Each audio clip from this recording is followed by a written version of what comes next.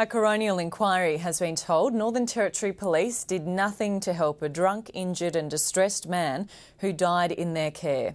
The Northern Territory coroner is holding an inquest into the death in custody of Kwementyaye Briscoe in the Alice Springs Police Watch House. Our reporter Eric Torchek has been at the inquiry and I spoke with him a short time ago.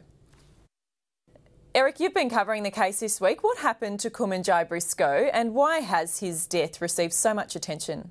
Well, Kwementyaye Briscoe died after being taken into protective custody in Alice Springs in January.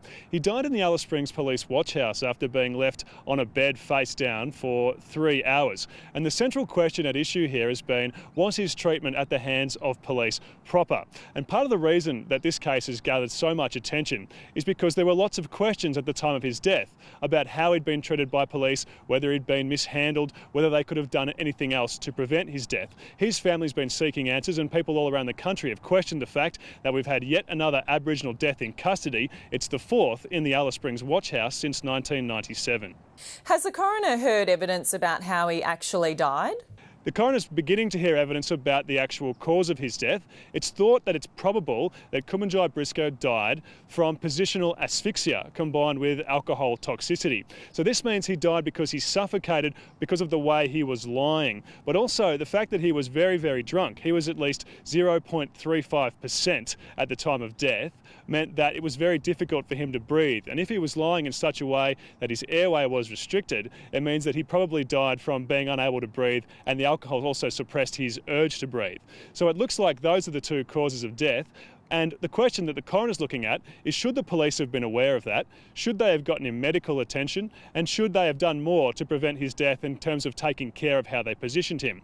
We saw, before he was taken into the cell, we saw security camera vision that was played to the inquest that shows Kwementyaye Briscoe's final hours. And you see his deterioration as he gets progressively more and more affected by the alcohol. And then we see his treatment at the hands of police. And his family, who have been in the inquest for the entire week, were shocked and were crying and were very, very emotional as footage of Kwementyaye Briscoe being dragged across the watch house floor and being moved and pushed by police and leaving blood stains as he was dragged and eventually carried into a cell was shown to them. They were very, very upset, and that footage itself was, was I think very disturbing for all involved, and that's why I think the coroner chose to not release the footage until the end of the inquest. Eric, who's yet to give evidence in the inquest? Well, yet to hear from the police themselves. The police have been commended for their investigation of this case so far and for some of the actions they've taken to remedy these inadequacies in watch house procedure. But the actual officers involved are yet to give evidence, and they'll give evidence next week. All 10 involved have been disciplined, but no officers have been demoted. And I think the coroner is very interested to hear how and why they acted the way they did on the night Kwementyaye Briscoe died.